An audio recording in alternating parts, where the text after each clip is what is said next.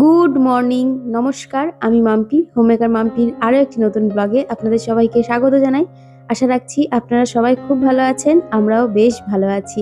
তো আবারও চলে এসেছি নতুন একটা ভিডিও নিয়ে। আশা রাখছি ভিডিওটি আপনাদের খুব ভালো লাগবে। আজ হচ্ছে 11ই জানুয়ারি, রবিবার। আর সকাল সকাল চলে এসেছি এই যে পিকনিক স্পটে। কৃষ্ণনগরে যে সঞ্জীবনী পার্কটা রয়েছে সেটাই হচ্ছে আজকের আমাদের পিকনিক স্পট। বছরের এই একটা দিন আমরা সবাই এক জায়গায় হয়ে অনেক মজা করি আর অনেক খাওয়া দাওয়া করি। আজকেই সেই দিনটা, গত বছরও গিয়েছিলাম, সেটা আপনাদের সামনে ভিডিওর মাধ্যমে তুলেও ধরেছিলাম। আর এই যে পার্কটা দেখতে পাচ্ছেন, এই পার্কটার পরিবেশটাও ভীষণ সুন্দর। এখানে খুব সুন্দর পুকুর রয়েছে, তার সঙ্গে প্রচুর গাছপালাও রয়েছে।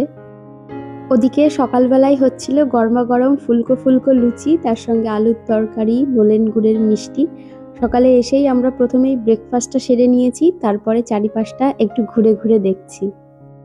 আবারও সেই এক বছর পরে সবাই মিলে, মানে সব বান্ধবীরা মিলে এক জায়গায় হওয়ার সুযোগ পেয়েছি আবারও। আসলে বাচ্চারা যখন খুব ছোট ছিল, যখন অরবিন্দুতে পড়তো, আমরা সবাই স্কুলে প্রতিনিয়ত যেতাম, যে কারণে সবার সঙ্গে সবার দেখা হতো, অনেক গল্প হতো। তবে বাচ্চারা হাই স্কুলে উঠে যাওয়ার পর থেকে সেইভাবে আর দেখা সাক্ষাৎ হয় না, খুব কমই দেখা হয়, রাস্তায় চলতে খুব কম দেখা হয়। তবে এই যে এই বছরের একটা দিন বেছে নেওয়া হয় সবাই এক জায়গায় হওয়ার জন্য। যাই হোক, এখানে আমরা সবাই মিলে প্রচুর আনন্দ করেছি, প্রচুর রিল শুট করেছি, প্রচুর ছবি তুলেছি।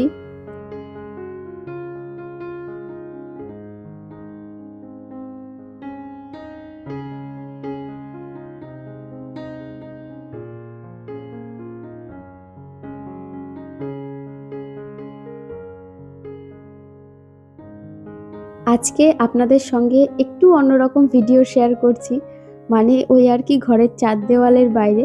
আপনারা তো আমার প্রতিনিয়ত ঘরের ভেতরকার ভিডিওগুলোই দেখেন, আমি ঘর সংসারের কাজই দেখাই, আর সেই ভিডিওগুলোতে আপনারা প্রচুর ভালোবাসা দেন।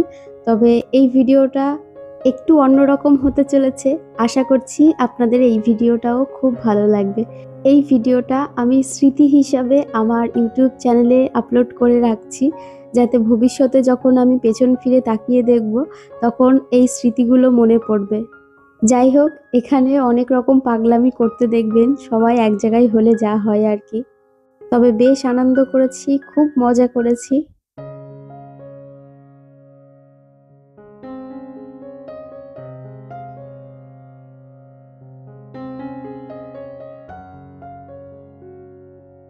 ওদিকে প্রচুর ছবি তুলেছি, রিলস করেছি, তার পাশাপাশি এই যে আমাদের স্ন্যাক্স চলে এসেছে, সেটা হচ্ছে চিকেন পকোড়া, আর তার সঙ্গে সস আছে। তো চলুন পকোড়া খাওয়া যাক।